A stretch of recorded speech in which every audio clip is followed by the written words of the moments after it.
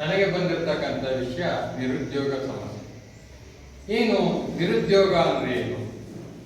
ಒಂದು ಉದ್ಯೋಗ ಇಲ್ಲದಿರುವುದು. ನಮ್ಮ ಭಾಷೆಯಲ್ಲಿ ಹೇಳೋದಾದ್ರೆ ನಿರುದ್ಯೋಗ ಅಂದ್ರೆ ಏನನ್ನು ಸಂಪಾದಿಸದೇ ಇರತಕ್ಕಂಥದ್ದು. ಈಗ ನಾವು ನಿರುದ್ಯೋಗ ಅನ್ನೋದು ಕಾನ್ಸೆಪ್ಟ್ ಅನ್ನ ನಾವು ಆಳವಾಗಿ ತೆಗೆದುಕೊಂಡ್ರೆ ನಿರುದ್ಯೋಗ ಅನ್ನೋದು ಇರೋದಕ್ಕೆ ಸಾಧ್ಯನೇ ಇಲ್ಲ. ಯಾವುದೇ ವ್ಯಕ್ತಿಗೆ ಆಗಲಿ ಏನಾದರೂ ಒಂದು ಕೆಲಸ ಇದ್ದೇ ಇರುತ್ತೆ. ಮನೆಯಲ್ಲಿ ಇರ್ಬೋದು, ಹೊರಗಡೆ ಇರ್ಬೋದು, ಮತ್ತೊಂದು ಕೆಲಸ ಇರುತ್ತೆ. ಆದರೆ ನಿರುದ್ಯೋಗ ಅಂದ್ರೆ ನಾವಿಲ್ಲಿ ಯಾವ ಕಾನ್ಸೆಪ್ಟ್ ಅಲ್ಲಿ ನೋಡ್ತೀವಪ್ಪ ಅಂದ್ರೆ ನಮ್ಮ ಜೀವನ ನಡೆಸುವಷ್ಟು ಸಂಪಾದನೆಯನ್ನ ಮಾಡಕ್ಕಾಗದೇ ಇರ್ತಕ್ಕಂಥದ್ದು ನಾವಿಲ್ಲಿ ನಿರುದ್ಯೋಗ ಅಂತ. ಈಗ ನಮ್ಮ ದೇಶದ ಜನಸಂಖ್ಯೆ ಈಗ 140 ಕೋಟಿಯಷ್ಟು ಇದೆ.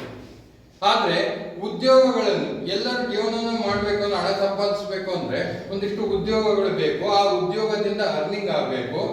ನಾವು ಮುಂಚೆ ಎಲ್ಲ ನಾವು ಏನನ್ನು ಮಾಡ್ತಿದ್ವಿ, ಹಿಂದೆ ನಾವು ಕೃಷಿ ಕೆಲಸವನ್ನ ಮಾಡ್ತಾ ಇದ್ವಿ. ಕೃಷಿ ಕೆಲಸವನ್ನ ಮನೆ ಮಂದಿ ಎಲ್ಲ ಸೇರ್ಕೊಂಡು ಮಾಡ್ತಾ ಇದ್ರು. ಕೂಡು ಕುಟುಂಬ ಇತ್ತು, ಒಬ್ರಿಗೊಬ್ರು ಸೇರ್ಕೊಂಡು ಮಾಡ್ತಾ ಇದ್ರು. ನಮ್ಗೆ ಅಷ್ಟು ಹೊರಗಡೆಯಿಂದ ನಾವು ಖರ್ಚನ್ನ ಆಗ್ತಾ ಇರ್ಲಿಲ್ಲ, ನಮಗೆ ಆದಾಯ ಬರ್ತಿತ್ತು, ನಮ್ಮ ಜೀವನ ನಡೀತಾ ಇತ್ತು. ಈಗ ಯಾರೋ ಕೂಡ ಕೃಷಿ ಕೆಲಸಕ್ಕೆ ಅಷ್ಟಾಗಿ ಹೋಗೋದಕ್ಕೆ ಇಷ್ಟಪಡೋದಿಲ್ಲ. ಹಾಗಾಗಿ ಬೇರೆ ಬೇರೆ ಉದ್ಯೋಗಗಳು, ನಾನೇನಾಗಬೇಕು, ನಾನು ಮಾತೆತ್ತಿದ್ರೆ ಇವಾಗೆಲ್ಲ ಡಾಕ್ಟ್ರು, ಇಂಜಿನಿಯರು, ಈಗೆಲ್ಲ ಈಗ ನಮ್ಮ ಮೇಷ್ಟ್ರ ಕೆಲಸಕ್ಕೆ ಬರತಕ್ಕ ಶಿಕ್ಷಕರು ಅಥವಾ ಅಭ್ಯರ್ಥಿಗಳು ಕೂಡ ಕಡಿಮೆ ಆಗೋಗ್ಬಿಟ್ಟಿದ್ದಾರೆ. ಯಾಕಪ್ಪ ಅಂದ್ರೆ ಎಲ್ಲ ಒಂದು ಉದ್ಯೋಗ ಚೆನ್ನಾಗಿರ್ಬೇಕು, ನಾನು ಒಳ್ಳೆ ಉದ್ಯೋಗಕ್ಕೆ ಹೋಗ್ಬೇಕು, ನಾನು ಒಳ್ಳೆ ಕಾರಲ್ಲಿ ಹೋಗ್ಬೇಕು, ಒಳ್ಳೆ ಮನೆಯನ್ನ ಕಟ್ಕೋಬೇಕು ಅಂತ ಎಲ್ಲರೂ ಇದೇ ರೀತಿಯಲ್ಲಿ ಯೋಚನೆಯನ್ನ ಮಾಡ್ತಾರೆ. ಈ ದೃಷ್ಟಿಯಿಂದ ಅವರು ಉದ್ಯೋಗಕ್ಕೆ ಚೆನ್ನಾಗಿ ಓದ್ತಾರೆ, ಎಜುಕೇಶನ್ ಮುಗಿಸ್ತಾರೆ, ಅವ್ರು ಒಂದು ಕೆಲಸಕ್ಕೆ ಅಪ್ಲೈಯನ್ನ ಮಾಡಬೇಕು. ಈ ಕೆಲಸಕ್ಕೆ ಅಪ್ಲೈ ಮಾಡಬೇಕು ಅಂದಾಗ, ಯಾವುದೋ ಒಂದು ಕೆಲಸಕ್ಕೆ ಹೋಗ್ಬೇಕು ಅಂದಾಗ ಅನೇಕ ಜನರು ಅದೇ ವಿದ್ಯಾರ್ಥಿಯನ್ನ ಗಳಿಸಿರ್ತಾರೆ. ಅಂತ ಸಂದರ್ಭದಲ್ಲಿ ಆ ಒಂದು ಕೆಲಸ ಎಷ್ಟಿರುತ್ತೆ, ಒಂದು 4 ಜನಕ್ಕೆ ಕೆಲಸ ಕೊಡೋದಕ್ಕೆ ಒಂದು 100 ಜನ ಹೋಗಿ ಅರ್ಜಿಯನ್ನು ಹಾಕಿದಾಗ ಯಾರು 4 ಜನರಿಗೆ ಮಾತ್ರ ಕೆಲಸ ಸಿಗುತ್ತೆ. ಇನ್ನು ಉಳಿದಂತ 96 ಜನ ಕೆಲಸ ಸಿಗೋದಿಲ್ಲ. ಅವರೆಲ್ಲ ಏನಾಗ್ತಾರೆ, ನಿರುದ್ಯೋಗಿಗಳಾಗ್ತಾರೆ. ಈಗ ಈ ತರ ನಿರುದ್ಯೋಗಿಗಳಾದವ್ರಿಗೆ ಯಾವುದೇ ರೀತಿಯ ಸಂಪಾದನೆ ಇರೋದಿಲ್ಲ. ಸಂಪಾದನೆ ಇಲ್ಲ ಅಂದ್ರೆ ಜೀವನ ನಡೆಸೋದು ಕಷ್ಟ. ಎಲ್ಲಿವರೆಗೂ ಈ ಜೀವನ ನಡೆಸೋದು ಕಷ್ಟ ಅಂದ್ರೆ ಅವನು ಊಟ ಮಾಡೋದೇ ಕಷ್ಟ. ಆತರ ಮದುವೆ ಮಾಡ್ಕೊಳಕ್ಕಾಗತ್ತಾ? ಈಗ ಹೋಗ್ಲಿ ಅದೆಲ್ಲ ಮದುವೆ ಮಾಡ್ತೀವಿ ಅಂತ ಮನೆ ಅನ್ಕೊಂಡು ಹೆಣ್ಣು ಕೇಳಕ್ ಹೋದ್ರೆ ಯಾವ ಹೆಣ್ಣು ಮನೆಯವರು ಏನ್ ಕೊಡ್ತಾರೆ? ಹೋಗಪ್ಪ, ನಿನ್ ಕೆಲಸ ಇಲ್ಲ, ಈ ಕೆಲಸ ಮಾಡಾಗೆ ಹೆಣ್ಣು ಸಿಗೋದು ಕಷ್ಟ ಆಗಿದೆ. ಈಗ ಯಾವುದೇ ಕೆಲಸ ಇಲ್ದವ್ರಿಗೆ ಹೆಣ್ಣು ಸಿಗೋಕ್ ಸಾಧ್ಯನಾ? ಇಲ್ಲ. ಈಗ ಉದ್ಯೋಗ ಇಲ್ಲ, ಒಂದ್ ಸಂಸಾರ ಆಗ್ಲಿಲ್ಲ, ಅಲ್ಲಿ ವಂಶೋದ್ಧಾರ ಆಗೋದಿಲ್ಲ, ಅದ್ರ ಜೊತೆ ಮನೆ ನಡೆಸೋದಕ್ಕಾಗೋದಿಲ್ಲ.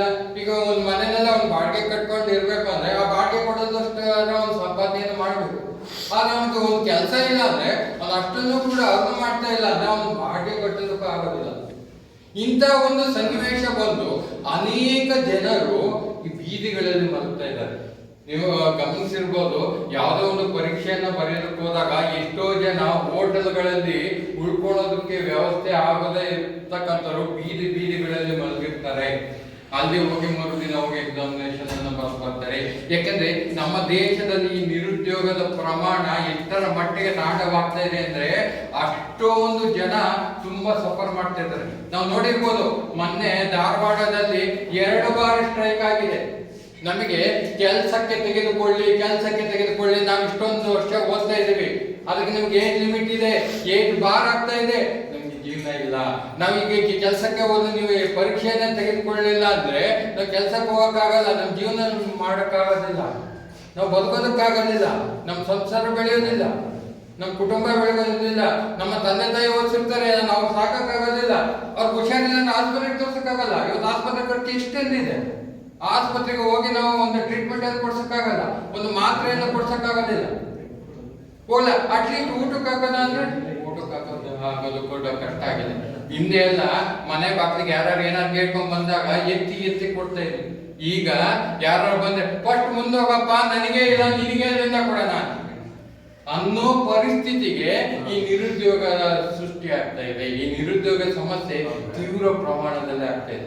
ಈ ನಿರುದ್ಯೋಗ ಸಮಸ್ಯೆ ಏನೇನಾಗ್ತಾ ಇದೆ, ಅನೇಕ ಜನರು ಹಾದಿ ತಪ್ತಾ ಇದ್ದಾರೆ, ಅನೇಕರು ವಿದ್ಯಾವಂತರು ಕಳ್ತನ ಕೇಳ್ತಿದ್ದಾರೆ, ಕೊಲೆಗಳು ಆಗ್ತಾ ಇದ್ದಾರೆ. ನಮಗೆ ಬಾಡಿಗೆ ಕೊಟ್ಟಂತ ಮನೆಯ ಮಹಿಳೆಯನ್ನೇ ಕೊಂದು ಸಾರವನ್ನ ಚರ್ಚಿಸಿಕೊಂಡು ಹೋಗುವಂತ ಪರಿಸ್ಥಿತಿ ಬಂದಿದೆ. ಅಂತ ಈಗ ಎಲ್ಲ ಕೆಲವರೆಲ್ಲ ಟೆರರಿಸ್ಟ್ಗಳು ಕೂಡ ಆಗ್ತಾ ಇದ್ದಾರೆ, ಬಂದೂಕ ನಡೀತಾ ಇದ್ದಾರೆ. ನಕ್ಸಲೈಟ್ ಹುಟ್ಟಿದ್ದೇ ಹೇಗೆ ನಿರುದ್ಯೋಗದಿಂದ ನಮ್ಮ ಜೀವನ ನಡೆಸೋದು ಹೇಗೆ ಅಂತ. ಈ ರೀತಿಯಲ್ಲಿ ಅನೇಕ ರೀತಿಯ ಸಮಸ್ಯೆಗಳನ್ನು ಈ ನಿರುದ್ಯೋಗದಿಂದ ಸೃಷ್ಟಿ ಆಗ್ತಾ ಇದೆ. ಬದುಕಂತೆ ಸವಿತಾ ಇಲ್ಲ, ಸಂಬಂಧಗಳು ಹಾಳಾಗ್ತಾ ಇದ್ದಾವೆ, ಸಂಬಂಧಗಳು ಬೆಳೀತಾ ಇಲ್ಲ, ಸಂಬಂಧಗಳು ಕರೀತಾ ಇಲ್ಲ. ಯಾರ ಪಕ್ಕದ ಮನೆಯವರು ಯಾರು ನಮ್ಮ ಮನೆಗೆ ಬರ್ತಿದೆ, ಯಾಕಪ್ಪ ಬರ್ತಾ ಇಲ್ಲ ಪರಿಸ್ಥಿತಿಗಿದೆ. ಯಾಕಂದ್ರೆ ಬಂದ ಅವ್ರಿಗೆ ನಾನು ಊಟದ ವ್ಯವಸ್ಥೆ ಮಾಡಬೇಕು, ಉಳ್ಕೊಳಕ್ ವ್ಯವಸ್ಥೆ ಮಾಡಬೇಕು, ನಾನೇನಿಂದ ಮಾಡೋಣ. ಈ ತರದ ಸನ್ನಿವೇಶಗಳು ಸೃಷ್ಟಿ ಆಗ್ತಾ ಇದೆ. ಸಂಬಂಧಗಳು ಹಾಳಾಗ್ತಾ ಇದೆ, ಜೀವನ ನಡೆಸೋಕ್ಕಾಗೋದಿಲ್ಲ. ಯಾರ ನಿರುದ್ಯೋಗ ನಾವು ಕರೆಯೋದೇ ಇಲ್ಲ, ಫಂಕ್ಷನ್ಗಳಿಗೆ ಕರೆಯೋದಿಲ್ಲ, ಯಾವುದಕ್ಕೂ ಕರೆಯೋದಿಲ್ಲ ಅವನ್ನ.